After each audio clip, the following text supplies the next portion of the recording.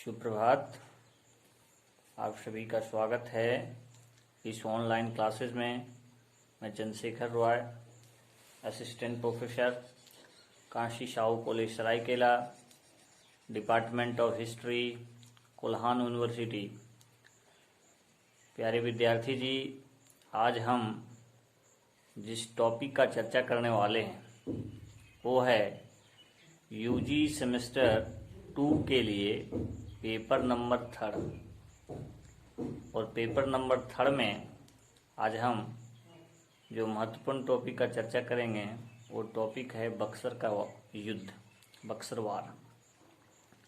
बक्सर युद्ध का क्या कारण थे, कौन कौन से उसमें पक्ष युद्ध में भाग लिए थे और इसका क्या प्रभाव हुआ, क्या परिणाम हुआ, उसका चर्चा आज हम इस वीडियो के माध्यम से करने का प्रयास करेंगे। सबसे पहले जान लीजिए कि बक्सर का युद्ध 1764 में लड़ा गया था और बक्सर का युद्ध बंगाल के नवाब मीर कासिम, अवध के नवाब शुजाउद्दौला और मुगल शासक शाह आलम द्वितीय, ये आप जरूर याद रखिएगा कि कौन किस पक्ष में था। स्वाभाविक है इसमें अंग्रेज और जो गुट लोग शामिल थे। अभी जो आपको मैं बताया कि बंगाल का नवाब मीर कासिम, अवध का नवाब शुजाउद्दौला और मुगल का जो शासक था, बादशाह था, वो आपका शाह आलम द्वितीय, ये तीनों एक गुट में थे। और दूसरे गुट जो थी वो कंपनी थी, ईस्ट इंडिया कंपनी। दोनों के बीच युद्ध होता है और स्वाभाविक है, आपको पता है इस युद्ध में ये तीनों गुट हार जाता है। जो एक साथ मिलकर लड़ रहे थे, कंपनी विजयी हो जाती है और एक तरह से अंग्रेजों के लिए दिल्ली का टिकट यहाँ से पक्का हो जाता है, क्योंकि यह एक निर्णायक युद्ध था जिसने अंग्रेजों को अगले 200 वर्षों तक के लिए भारत के शासक के रूप में स्थापित किया। यह युद्ध अंग्रेजों द्वारा फरमान और दस्तक के दुरुपयोग और उनकी विस्तारवादी व्यापारी आकांक्षाओं का परिणाम था। बक्सर युद्ध के कारणों को वैसे में प्राप्त करेंगे कि आखिर बक्सर युद्ध के क्या कारण रहे। तो अंग्रेजों द्वारा दस्तक और फरमान का दुरुपयोग किया गया, जिसने मीर कासिम के प्राधिकार और संप्रभुता को चुनौती दी। ये जो है सो इनके कारनामों से इन्हें मीर कासिम को चुनौती दी। दूसरा महत्वपूर्ण कारण रहा कि अंग्रेजों के आंतरिक व्यापार पर सभी तरह के शुल्कों की समाप्ति, यानी अंग्रेजों के आंतरिक व्यापार के पर सभी तरह के शुल्कों की समाप्ति कर दी गई। तीसरा महत्वपूर्ण कारण है कि कंपनी के कर्मचारियों का दुर्व्यवहार, यानी कंपनी के जो कर्मचारी थे वो दुर्व्यवहार कर रहे थे लोगों का। उन्हें भारतीय दस्तकारों, किसानों और व्यापारियों को अपना माल सस्ते में बेचने के लिए बाध्य किया और रिश्वत और उपहार लेने की परंपरा को भी शुरुआत की। यानी रिश्वत जो नाम का चीज, घूस जिसको बोलते हैं, उस परंपरा की शुरुआत करने वाला यदि कोई था तो वो कंपनी ही था। नेक्स्ट पॉइंट आप कर सकते हैं कारणों में कि अंग्रेजों का लुटेरा जैसा व्यवहार, जिसने न केवल व्यापार के नियम का उल्लंघन किया बल्कि नवाब की सत्ता को भी चुनौती दी। नेक्स्ट कारण रहा कि नवाब की आर्थिक तथा सैनिक सुधार।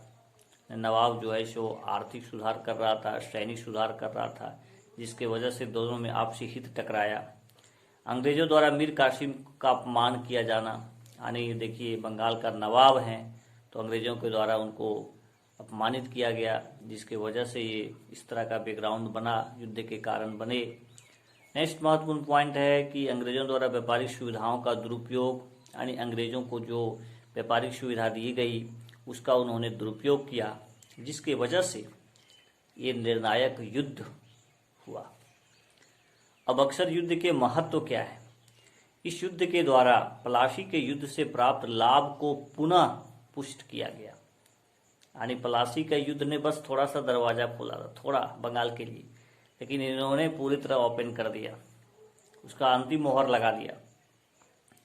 यदि पलासी के युद्ध में कूटनीतिक और विश्वासघात से जीत हासिल हुई थी तो बक्सर का युद्ध में अंग्रेजों ने अपनी शक्ति और पराक्रम से जीत दर्ज की।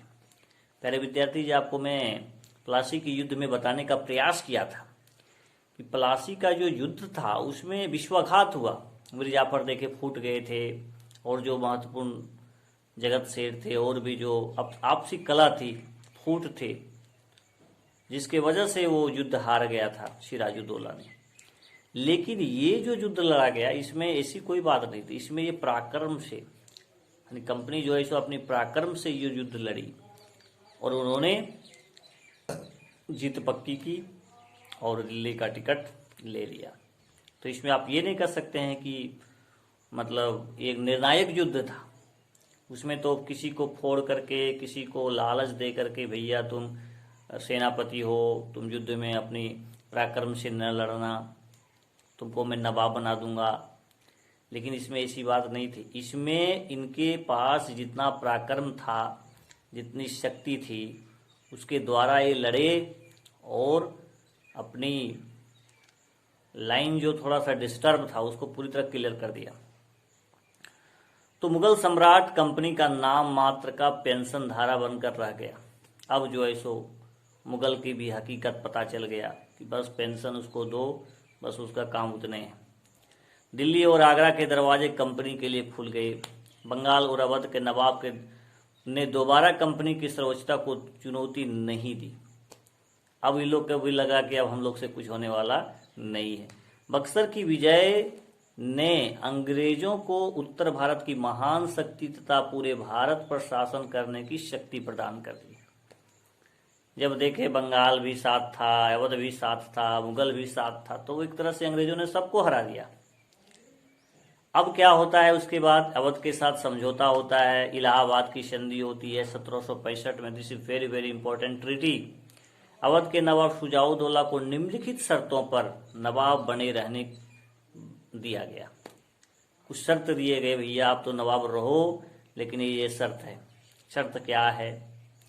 मुगल सम्राट शाह आलम को इलाहाबाद और कड़ा का क्षेत्र दिया गया, यानी मुगल शासक को भी दिया शाह आलम को। कंपनी की युद्ध की क्षतिपूर्ति के रूप में 50 लाख रुपये भुगतान किया गया। कंपनी को क्या चाहिए था? कंपनी को यहाँ रिलेशन थोड़े जोड़ना था, कंपनी को मनी चाहिए था, प्रॉफिट चाहिए था, और उसको युद्ध के हर जाने के रूप में 50 लाख दिया गया, 50 लाख रुपये भुगतान किया गया। नेक्स्ट पॉइंट महत्वपूर्ण है कि बनारस और गाजीपुर के क्षेत्र में अंग्रेजों को संरक्षिता में बनारस का जमींदार बलवंत सिंह को अधिकार दिया गया, परंतु यह अवध के अधीन में ही माना गया, ये क्षेत्र को अवध के अधीन माना गया। नेक्स्ट महत्वपूर्ण पॉइंट है कि अवध की सुरक्षा हेतु नवाब के खर्च पर एक अंग्रेजी सेना अवध में रहने का प्रावधान, यानी अवध में अंग्रेजी सैनिक रहेंगे, लेकिन उसके खर्च का प्रबंध वहाँ के नवाब करेंगे, यानी कंपनी का उसमें किसी तरह का कोई खर्चा होने वाला नहीं है। तो इस तरह से महत्वपूर्ण चीजें हम लोग इसमें देख रहे हैं। क्लाइव ने एक महत्वपूर्ण सोचना है कि क्लाइव ने अवध को अंग्रेजी क्षेत्र में शामिल क्यों नहीं किया। एक प्रश्न तो बन सकता है कि उसको अंग्रेजी क्षेत्र में शामिल कर लेता, तो अधिकृत अवध राज्य से कंपनी पर एक व्यापारिक भूभाग की सुरक्षा की जिम्मेदारी आ जाती। यदि उसको अपने में मिला लेता तो उसको एक जिम्मेदारी आ जाती सुरक्षा के लिए, जिसकी सीमा अहमद शाह अब्दाली के नेतृत्व में अफगान व मराठी के हमलों के लिए खुली हुई थी।